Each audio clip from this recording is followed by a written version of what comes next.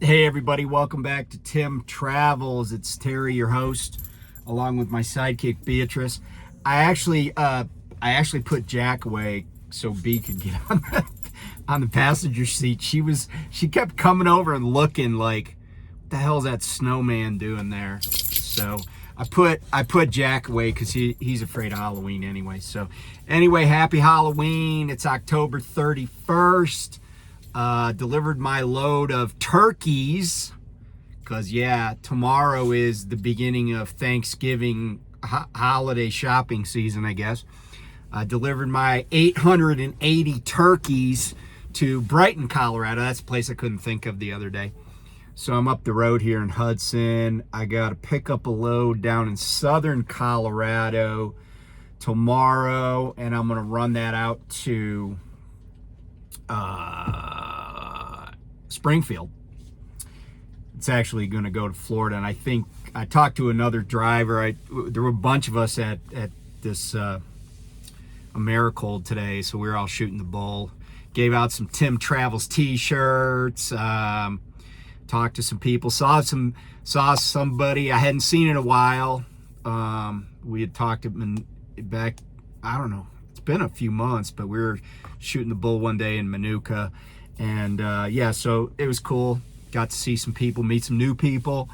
So that was fun. And so I think one of those drivers is actually he's gonna pick up this load that I'm picking up in Springfield, and he's gonna take it down to Florida.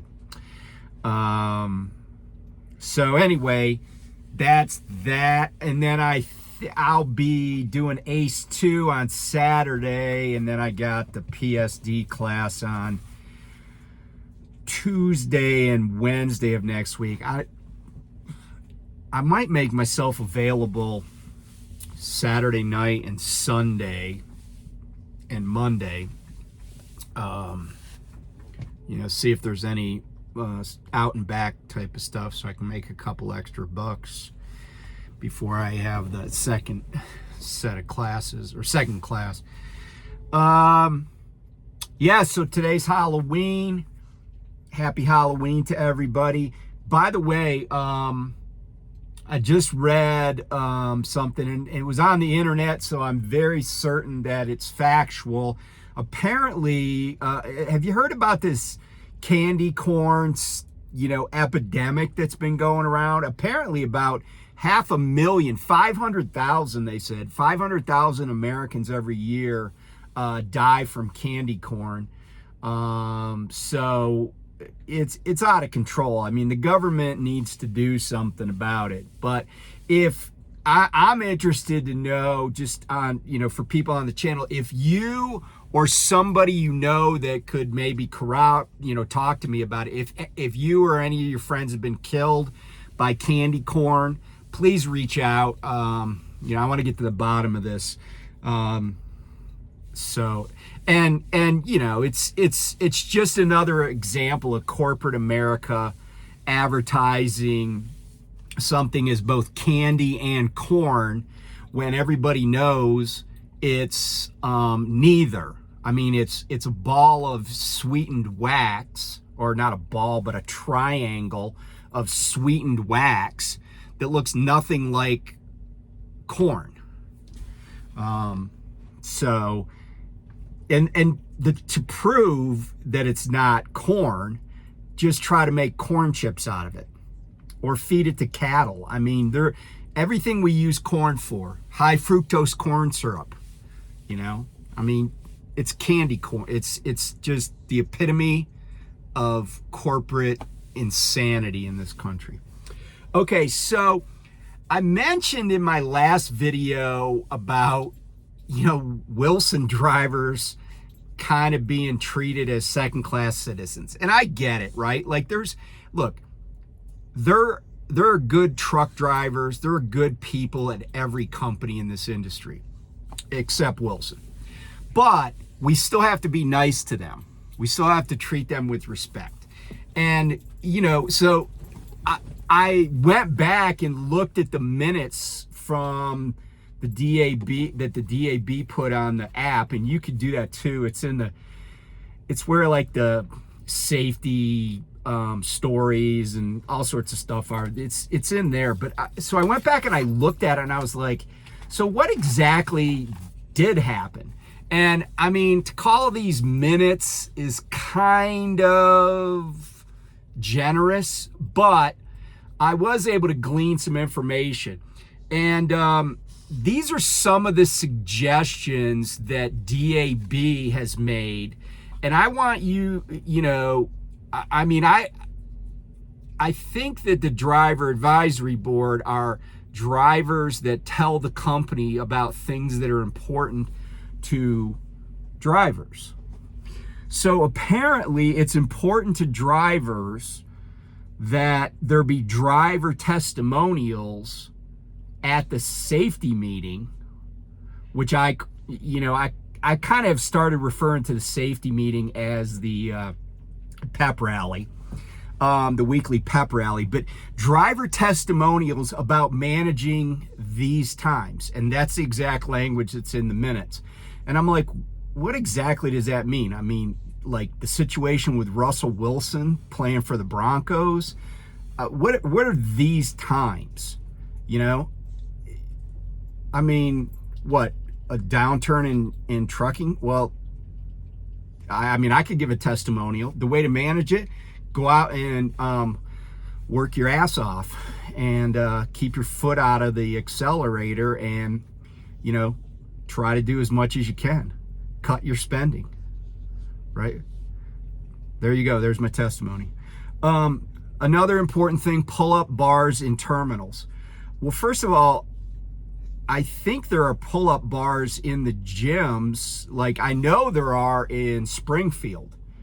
I don't know about the other gyms, but I mean, I think there are devices in the weight rooms, and I've used the weight rooms. I know there are bars in there that you can use.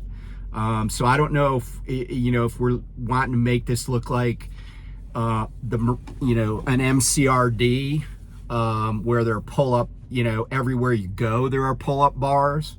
But, I feel like that, I feel like if people want to do pull-ups and hey, I love them, not very good at them anymore, but I have a testimony of them.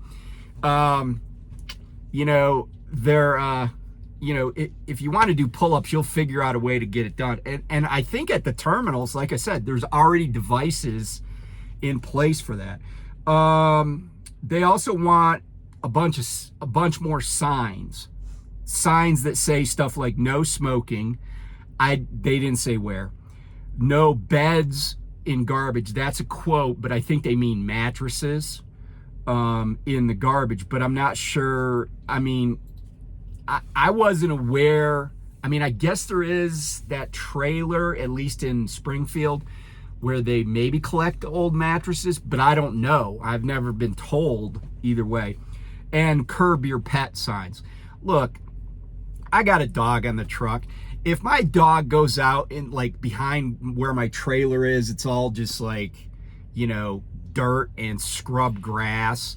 And if she goes way out there and does her business, in some field, I admit I'm not going to go pick it up. I'm just not. But, if we're at Springfield and she goes on the manicured lawn that has a sprinkler system, I go out and pick it up. So I don't know if we need signs for that. I feel like people know to do that. And the people that, I feel like everybody knows to do it, and some people just don't want to. But I don't know what you can do about that. I don't think a sign's going to change anybody. And I mentioned Wilson parking, that was on the list. But here's another parking related thing that I was even a little more shocked at. It says small fleet owners move help wanted and trucks off parking. And so my translation of that is that there are people that have small fleets that have their trucks parked at the terminal with signs in them saying, hey, I'm looking for a driver. Now, here's my issue with what DAB is saying. Well, where else are they going to park? They're entitled to park there, right? Like, I'm guessing that some of these small fleet owners are still making payments on these trucks. They're paying for them every week. They're paying the fixed costs. Why aren't they entitled to park there and put any sign in the window that they want? I mean, you know, it's like Prime's all about, oh, build your own small business, do this. Why would we say to them, you can't? And the way it was worded, it made it sound like if your truck isn't like got a driver right now, get it off the yard, go park it somewhere else till you find a driver. But that's just BS, if you ask me. And I'm not one of those small fleet owners, but I just think I think that's like, those people are totally entitled. They're paying for that right. Okay, so then DAB had some holiday recommendations for the upcoming holiday season. Raffle like they did last year, but with more prizes. Okay, I can get with that, more prizes. That, now we're starting to talk about things that matter to drivers, right? We're starting to talk money, right? You do pull-ups at home, but let's talk about some money here. A forgiven lease payment. I don't know, you know, and again, there's not enough detail here. I don't think staying out, you know, 1 week is probably going to get you a forgiven lease payment. I mean, I'd be totally down for a forgiven lease payment for every 7 days you're out over the Thanksgiving to New Year's time frame. But I think they probably want, you know, like 3 weeks for one or 4 weeks for one. And then additional revenue. And in parentheses, they put $50. Okay, so you know, $50 of revenue is pretty much insignificant, because that's top line, right? If they wanted to say, hey, after everything is netted out, we'll just count up how many trips you had and give you $50 for each trip on your bottom line, on your net profit. That, you know, that's a little bit more incentive, but $50 top line, it's not, you know, I just don't, I mean, you know, look, every little bit helps, right? But it's not really that significant. Another DAB. So, you know, there's this, I don't know if it's a saying, but, you know, when I was a kid, I eventually learned, not that my dad really didn't do this, but I know some people's parents did. Your parents like, all right, I'm gonna have to whoop you, so go out to the willow tree and get me a switch. Well, if you're a smart kid, you're probably not going to get a switch that's really gonna, you know, lay your butt open, right? You're gonna get a switch that's like almost like a twig. In other words, don't give somebody a big stick to beat you with. And this is what this category to me is. So DAB apparently is really concerned. Well, okay, so let me back up. So the person from security came and they talked about theft, right? They didn't talk about any drivers that are missing or, you know, whatever. They just talked about theft. And they were talking about 15, you know, to $30 billion a year in cargo theft. And let me just say this, okay? That sounds like a lot of money, and it is, but that is across an enormous industry that includes air cargo, railroads, all trucking companies. So like, if there was a beer truck here outside of Love's and I went over there and stole a case of beer, that would be in that $15 billion to $30 billion, right? That's all cargo theft, right? And the other thing is, I was thinking about this, and I'm not saying I'm not conscientious about this, and I'm not trying to belittle the idea that you need to be security conscious. But I don't, in 4.5 years of driving a semi, I certainly have never had a cargo theft from any trailer that I've had on my back. or been responsible for. And I'm not sure I know anybody. I certainly don't remember anybody mentioning. Now, I'm not saying I don't know somebody who it happened to. It's, the subject just never has come up. But I just don't think it's as common as sometimes we're scared to believe, like they try to scare you. The other thing is that one of the incidents they're reporting is like brokerage fraud. And just so you know, brokerage fraud is where a load is brokered, but somebody else gets the information on the pickup and they just show up and pick it up. And I've said this about security before, about load theft and all sorts of stuff, whether it's breaking into a trailer at a truck stop, or stealing a trailer off a yard, or tricking somebody into giving you a trailer. All of that is, or most of it is, in my experience, like places I've worked, inside jobs. And, because, and even like there was a guy that was supposedly robbed at gunpoint of a bunch of freaking Air Jordans in Memphis. But like the story the driver told, and I say story because it just sounds a little preposterous. He said he was in the cab of his truck. Somebody came up and stuck a gun in his face. And they said, hey, come back here and unlock your trailer. Now, I guess that could happen. But why did they pick him?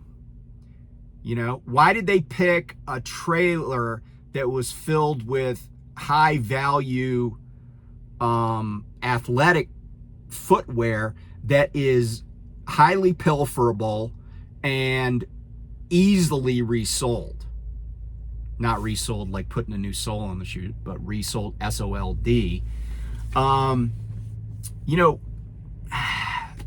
Something doesn't pass the smell test. I mean, unless these guys were like really, really, really lucky, or he was running his mouth, or it was an inside job. So anyway, DAB though is really like kind of concerned about these locks. And apparently DAB had proposed that if you got caught without a lock on your trailer, it'd be deemed a service failure. And, I'm like, okay, well, it's not a service failure because candidly, no customers care, right? Like my trailer's empty, and I could tell you with a fairly high degree of certainty, although I didn't check after I came out from getting a soda, but I'm pretty sure there's still a lock back there because I locked it when I left the receiver I was at. But here's the thing. A service failure is a big deal. At least it is to most of us. And it's kind of like a black mark on your, record. I'm not saying it doesn't happen, but, it's kind of a black mark. Why would you want to tag somebody with that just because they forget to put a lock on their trailer? Especially if the trailer's empty. And look, I get why you I get why you lock an empty trailer. I get all that. But everybody forgets things once in a while.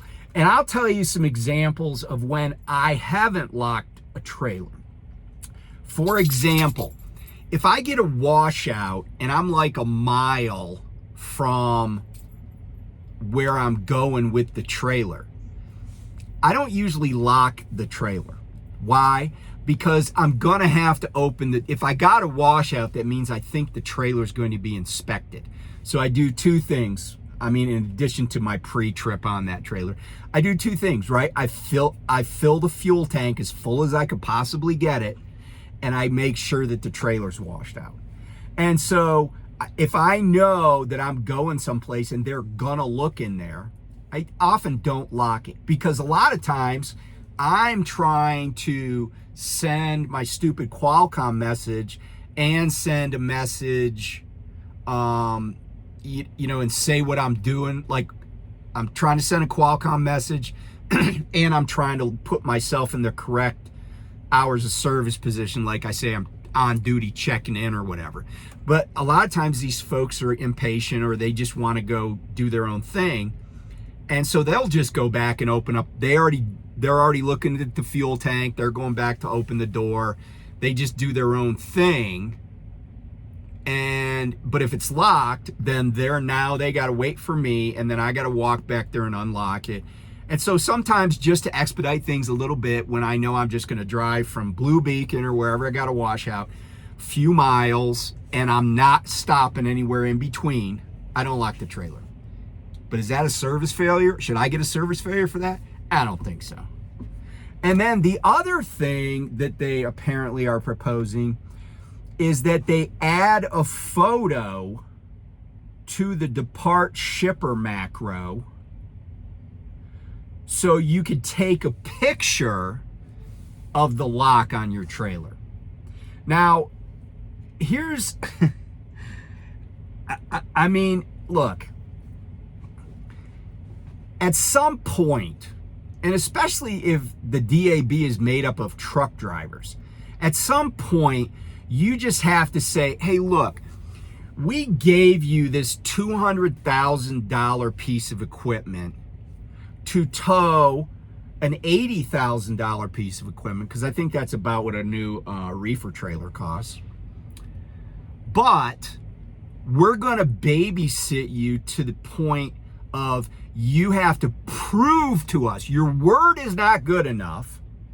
Your, just your normal course of business isn't good enough. You got to prove that trailer's locked. And, this is what I say about the picture. A picture is, no pun intended, a snapshot in time, right? It proves nothing. It does not prove that the trailer's locked. It just proves that there's a picture of a lock on a trailer. And even if you back up enough to take a picture of the trailer number with the lock on it, it could be a picture from 2 days ago if you keep the same. I mean, every once in a while I have a trailer and I'm like, man, I've had this trailer for like a week. It just happens that way sometimes. And in other words, let's just stop. Everybody knows they're supposed to lock their trailer. If they don't, then, and something bad happens, then hold them accountable. And it's just like with the PC. If something bad happens, hold them accountable. I'm 61 years old. I don't feel like there should be any group punishments anymore at my age. I dealt with that when I was a kid. I dealt with that when I was in boot camp in the Navy. But I don't think I should have to deal with that anymore. Okay, so another suggestion was, and this, I got no idea where this came from, but it definitely came from someone that does not understand what they're talking about. So they made a suggestion that Abacus act as registered agent for operators, LLCs. Okay, so let's talk about what is a registered agent, what is a resident agent. Because some states it's resident, some states it's registered, okay? In either case, it is defined in corporate law, and it's required under state corporate laws. And by the way, corporate law is all state law. That you have a party that is authorized to accept service of process. Now, that party, sorry, my ear was itching. That party can be an entity. It could be a company. It could be a company like Abacus, where there's always somebody there during normal working hours to accept service of process, which is to say, accept a summons or other legal documents. However, that registered or resident agent has to be domiciled, has to have a business address, not a P.O. box, a physical business address in the state in which the entity is formed or incorporated. Now with a LLC, they're formed because they're not actually corporations. But Abacus does not have offices in all the states that people have their entities. My entity is a Maryland LLC. I don't think Abacus has an office in Maryland. I don't, other than like Cali and of course like Alaska, Hawaii, I think, or maybe, well, I think there are 47 states where lease operators, owner operators at Prime might have an LLC registered. So that would mean Abacus would have to have offices in each of those states. Now, there are companies that do, like CSC Corporation Services. They do, but that's their job. That's what they do, right? That's their business. So I think that's why most people's resident agent is probably themselves at their address. Because here's the thing. If you're not home, but somebody delivers to that address, under most states' service of process, and it's the rules of civil procedure usually, under the civil process portion of the rules of civil procedure, they can give that summons to anybody that's old enough to understand that it's a court paper and it needs to be given to the person that's named, right? So for example, our entity is my wife and I don't know who's listed as the actual resident agent, because that's what it's called in Maryland. It might be me, might be my wife, I don't remember. But in any event, if somebody shows up at our address, bang, bang, process server, right, and gives it to somebody, it'll get into the right hands. That's the idea behind service process. But you have to have a physical address. So I'm not sure why DAB was thinking, unless Abacus, like I said, I don't know. Do they have offices in every state? I don't think so. But then again, why would you, and by the way, that's a service that you pay for. That's how there are companies that do that and they make money. I used to form corporate entities in states all over the country for my clients. A lot of times, a lot of them were in Delaware because the Delaware corporate law is very advantageous for companies. A lot of them were in Nevada, also advantageous for corporate entities. So we would get somebody on the ground in Delaware or in Nevada to be the agent, and we would have to pay them annually for that service, even if you don't get sued. So anyway, that's kind of, a review of some of the highlights. I will say one thing that I noticed in the minutes is that some official at Prime said, there's been a 25% growth in associates, in other words, drivers, in the last year and a half. And I guess my question would be, although I already know the answer to this, has there been a concomitant, that's your word of the day, concomitant, increase in the number of support staff? And I know the answer is probably no. It's why there are long lines at, inbound. It's why people wait on hold for, a long time to get calls answered. It's why messages don't get answered by fleet managers. You can't keep adding drivers, right, and not add other personnel to support the drivers. I'm not saying it has to be, percentages have to be equal, but you have to raise your head count in the buildings when you raise your head count in the trucks.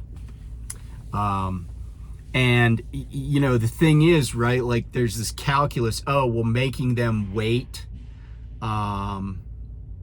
is okay, we can save money by making drivers wait. But it's a quality of life thing for drivers too. And it eventually, one of the reasons that people leave companies is because they don't feel like they have support. People need to feel like they have support. So anyway, Thanks for tuning in. Happy Halloween. Stay away at all costs from candy corn, because your life is on the line. Your life depends on it. So anyway, take it easy driving through little towns tonight. If you're anywhere, just be careful out there. There's a lot of drunks on the road on Halloween. And I wouldn't be surprised if you're rolling tonight that you come upon a DUI checkpoint or something. So be on alert for that. Talk to you soon. Bye.